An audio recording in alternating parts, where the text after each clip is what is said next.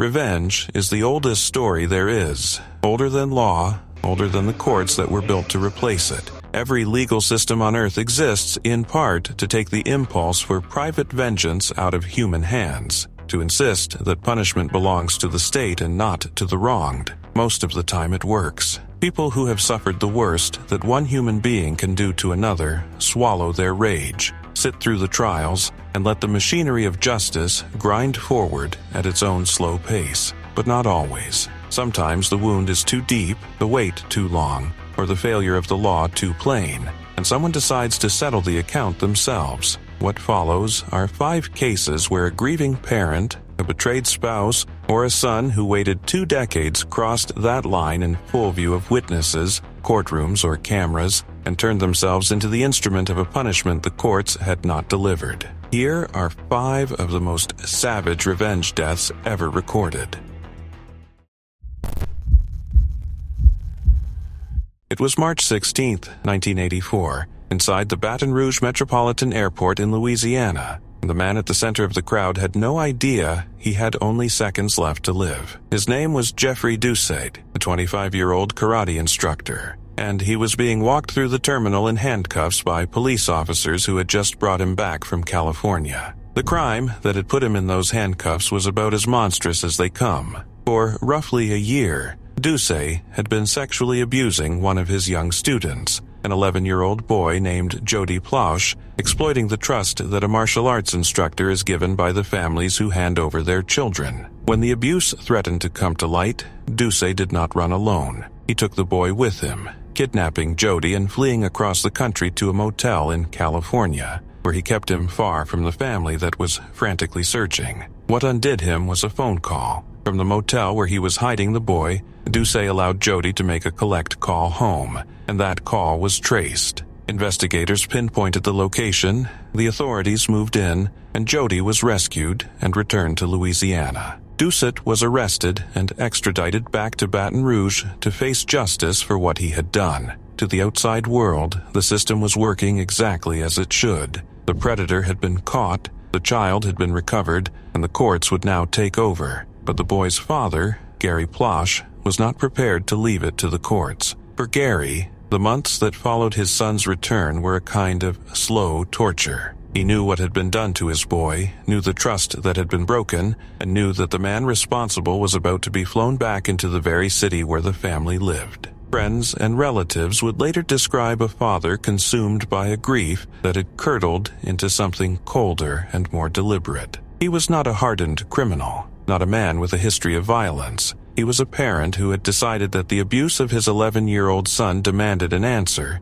He was no longer willing to wait for the legal system to provide. Gary had learned the flight details, the time Doucet would be brought through the airport, the route the officers would take. He arrived early. He put on a disguise, a cap and sunglasses, and positioned himself near a bank of payphones along the concourse, holding a receiver to his ear as though he were in the middle of an ordinary call, just another traveler passing the time. He was, in fact, waiting. As the officers escorted the handcuffed Doucet past the phones, Gary lowered the receiver, turned, drew a handgun, and in a single fluid movement pressed it close to Doucet's head and fired one shot at a point-blank range. The whole thing was captured live. A local television news crew had come to film the extradition, and their camera was rolling at the precise moment Gary pulled the trigger. The footage shows the officers reacting instantly, wrestling Gary to the ground as Doucet collapsed. One of the officers, recognizing him, can be heard saying his name in disbelief. Jeffrey Doucet was rushed to a hospital but died the following day from the gunshot wound to his head. What happened next was nearly as remarkable as the shooting itself. Gary Plausch was charged, but the system that he had bypassed showed him an extraordinary measure of mercy. He pleaded no contest to manslaughter, and the sentence reflected a deep public sympathy for a father who had killed the man who abused his son. He received a 7-year suspended sentence, 5 years of probation, and 300 hours of community service. He served no prison time at all. He lived out the rest of his life in Louisiana, and his son grew up to speak openly about the abuse and about his father, who died in 2014. The grainy airport footage, replayed for decades, made the case one of the most widely known acts of vigilante justice in American history. It was March the 6th, 1981, in a courtroom in Lübeck, West Germany, on the third day of a murder trial, when a quiet woman in the public gallery rose, drew a pistol from her handbag, and changed the course of the proceedings forever. Her name was Marianne Bachmeier, and the man in the dock was Klaus Grabowski, a 35-year-old who stood accused of murdering her 7-year-old daughter. To understand the 8 shots she was about to fire, you have to understand what had been done to her child. The previous May, in 1980, Bachmeier's little girl Anna had quarreled with her mother and decided not to go to school. While she was out, she was lured to the home of Klaus Grabowski, a neighbor who lived nearby. Grabowski was no stranger to the darkest kind of crime. He was a convicted child sex offender, a man with a documented history of preying on children who had at one point undergone chemical castration as a part of his sentence. On that day, he held the 7-year-old in his home for hours.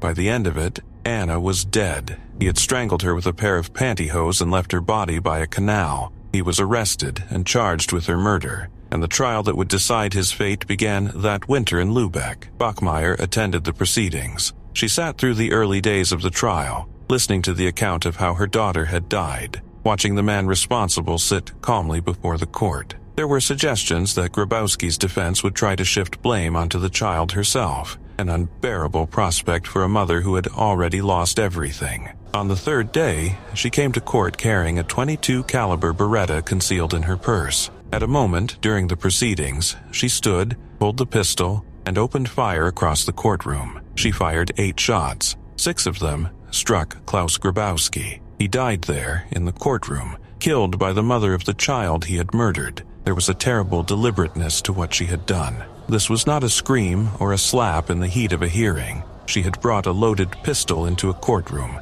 concealed it through the early days of the trial, and waited for the moment to use it. Witnesses described the suddenness of it, the way the quiet woman from the gallery became, in an instant, the most decisive presence in the room. When the shots stopped, the man who had strangled her daughter was slumped and dying, and the trial that was meant to determine his guilt was over before any verdict could be reached. She did not run. She was disarmed and arrested on the spot, and the case that followed gripped the entire country. West Germany erupted into a furious national debate about vigilante justice, about whether a grieving mother who had executed her daughter's killer in open court was a criminal, or something closer to a folk heroine. Public opinion was sharply divided and intensely emotional. Many saw her as a symbol of a parent's righteous wrath, a woman who had done what the law was too slow and too procedural to do. Others insisted that no courtroom could function if private citizens were permitted to gun down defendants before a verdict was even reached.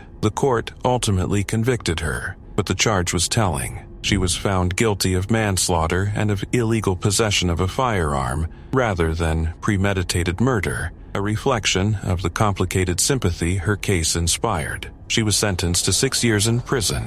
In the end, she served only about 3 before she was released. Her later life was marked by hardship and travel, and she eventually returned to Germany. She died of cancer in 1996. The image of an ordinary mother rising in a courtroom to kill the man who strangled her 7-year-old remained one of the most haunting acts of vengeance in modern European history, a case still argued over decades later. It was July 24, 2002, in the parking lot of a hotel in Nassau Bay, Texas, and the weapon was not a gun or a knife, but a silver Mercedes-Benz, driven in tight, deliberate circles by a betrayed wife. Behind the wheel was Clara Harris, a successful Texas dentist, and the man she was running down again and again was her own husband, David Harris, an orthodontist. In the passenger seat sat David's teenage daughter, a witness to the entire thing. To understand how a respected medical professional ended up using her car to kill the father of her children, you have to go back a few weeks to the moment her marriage came apart. Clara had come to suspect that David was having an affair. Her suspicion centered on a woman named Gail Bridges, a receptionist who worked in connection with their practice. Rather than confront him on instinct alone, Clara did something methodical. She hired a private investigator to follow her husband and gather proof. the kind of cold, evidence-gathering decision that suggests how seriously she took the betrayal. The investigators' surveillance would soon give her exactly what she was looking for, and it would also, by an awful coincidence, document the killing itself. On the night of July 24th, Clara received a tip that David was at a hotel with Bridges. She drove there, and inside the lobby she confronted the two of them directly, a scene that turned into a public, physical altercation. The encounter spilled outward toward the parking lot. There, instead of leaving, Clara got into her silver Mercedes. As David stood in the lot, she drove the car straight at him, striking him and knocking him down. She did not stop. She circled the vehicle around and ran him over a second time, and then a third, turning the car back on his fallen body in a way that left no doubt about her intent. His daughter was in the car as it happened, screaming, a child forced to witness her father's death from the passenger seat. The entire attack was captured on video. The private investigator Clara had hired still had a camera running, and it recorded the Mercedes circling, the impacts, the whole brutal sequence in the parking lot. David Harris died there at the scene, killed by his own wife in front of his daughter in a rolling camera. There would be no question of what had physically happened. The footage left the facts of the killing beyond dispute, and it would become the centerpiece of the trial. The detail that horrified the public most was the presence of David's daughter in the passenger seat. The girl, a teenager, was not a bystander at a distance but a captive witness, trapped inside the very vehicle that was being used to kill her father, watching the car turn back on him again and again. It transformed the case from a simple crime of passion into something more disturbing, a killing carried out not in a single blind instant, but across several deliberate passes, with a child screaming a few feet away. The recording captured the cold repetition of it,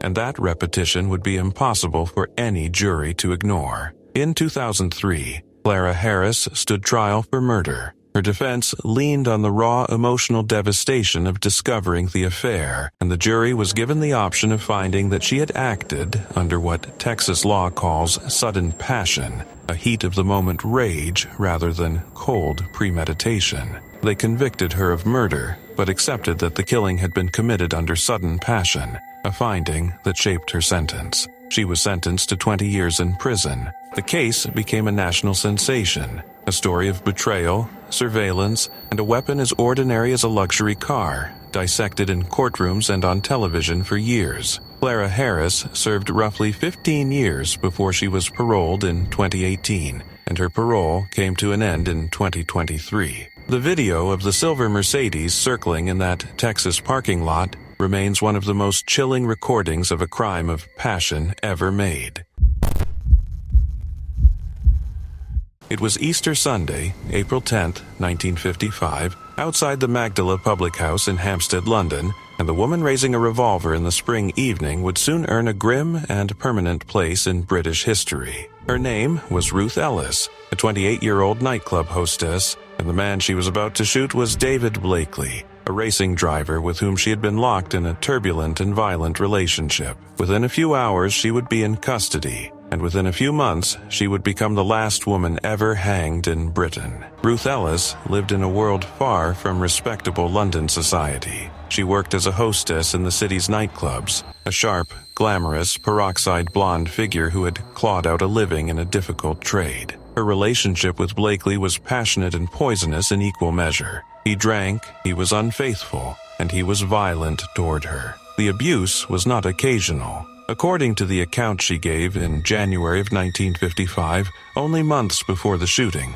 Blakely punched her in the stomach, and she miscarried the child she had been carrying. It was a relationship that swung between obsession and brutality, and by that Easter, it had pushed her past the edge of endurance. On Easter Sunday, she went looking for him. She tracked Blakely down to the Magdala pub in Hampstead, where he had been spending the holiday. As he came out to his car, Ruth Ellis confronted him and drew a .38 caliber revolver. She fired at him, and as the shot struck him, he fell to the ground. She did not stop there. With Blakely lying on the pavement, she fired again at close range, emptying her rage into the man who had beaten her and cost her an unborn child. David Blakely was dead. The killing had taken place in a public street outside a pub, with witnesses present, and Ruth Ellis made no attempt to flee or deny what she had done. Her trial was swift, and, by the standards of later decades, shockingly brief. When she was asked in court what she had intended when she fired the revolver,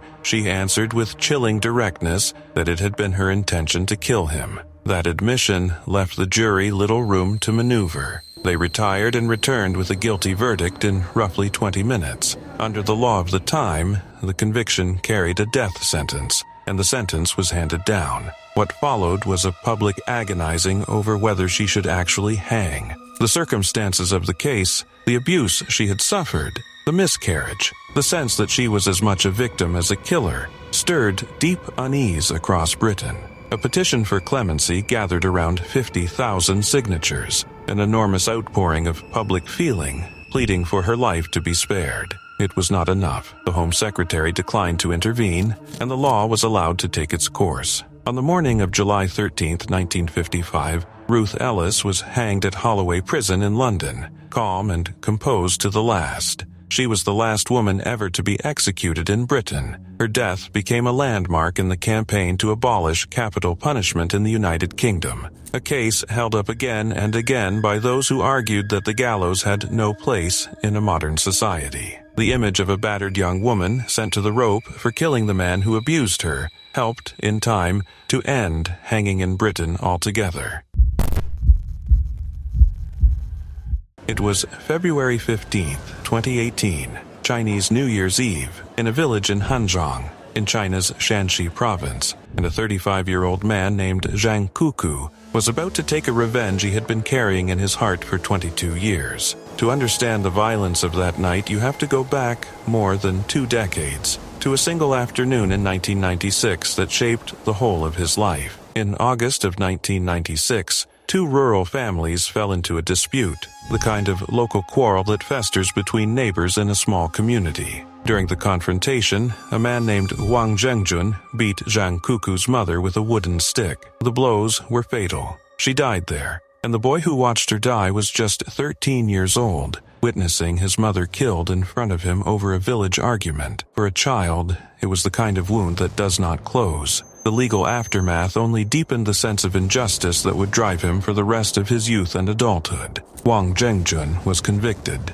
but not of murder. He served only about 7 years for what was treated as manslaughter, and then he walked free, returning to live near the family whose mother he had killed. Zhang Kuku grew up with that grievance. He nursed it for 22 years, through adolescence and into adulthood, a slow-burning resolve that the killing of his mother had never truly been answered. He waited, and on Chinese New Year's Eve in 2018, with the Wang family gathered for the holiday, he finally moved. He went after the brothers first. Zhang ambushed Wang Zhengjun, the man who had killed his mother, and Wang's brother Wang Xiaojun, attacking them with a knife and stabbing them repeatedly until they were dead. Then he was not finished. He forced his way into the family home, where the brothers' 70-year-old father, Wang Zixin, was present, and he stabbed the old man to death as well. Before he left, he set fire to a car. 3 members of the family that had taken his mother lay dead,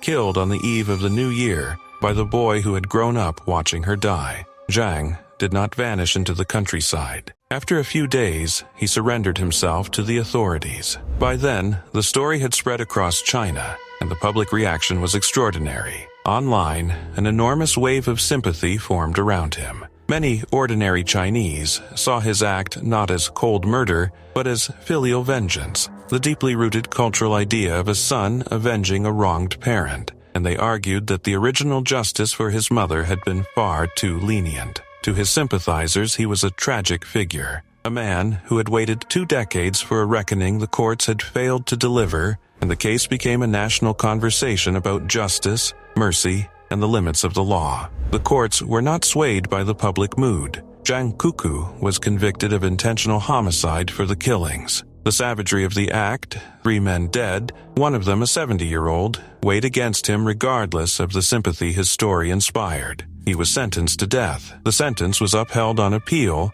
and it was approved by the Supreme People's Court, the final authority required to confirm a death sentence in China. In July of 2019, Zhang Kuku was executed. He had avenged his mother at last, 22 years after watching her die in a village quarrel, and it had cost him his own life. His case remains one of the most debated revenge killings in modern China, a story of patient grief carried across an entire generation until it finally turned to blood. 5 cases, across 4 countries in 7 decades, each one a place where the law and the human heart could not be reconciled. A father at an airport, a mother in a courtroom, a wife behind the wheel, a battered woman outside a pub, and a son who waited 22 years. What unites them is not cruelty for its own sake, but the terrible logic of vengeance, the conviction that some wrongs are too great to be left to anyone else to answer. Each of them was punished in some measure for what they did, and yet in every case the world that watched found itself torn between condemnation and a darker kind of understanding. The cameras in the courtrooms recorded the moment the line was crossed, and the arguments those moments started have never quite been settled.